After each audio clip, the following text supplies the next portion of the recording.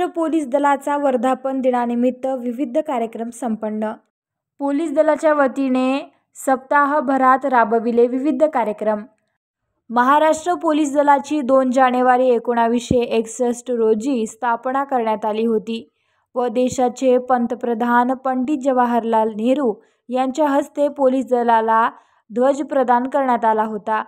या दिनानिमित्त महाराष्ट्रभरात 2 जानेवारी ते 8 जानेवारी या कालावधीमध्ये वर्धापन दिनाचा सप्ताह साजरा करण्यात येतो।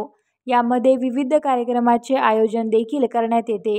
पोलीस दलाची माहिती तसेच विद्यार्थ्यांना पोलीस दलातील हत्यारांची माहिती देणे, कामकाज करण्यासंदर्भात माहिती देणे त्यासह इतर कार्यक्रम या सप्ताहात राबविल्या जातात।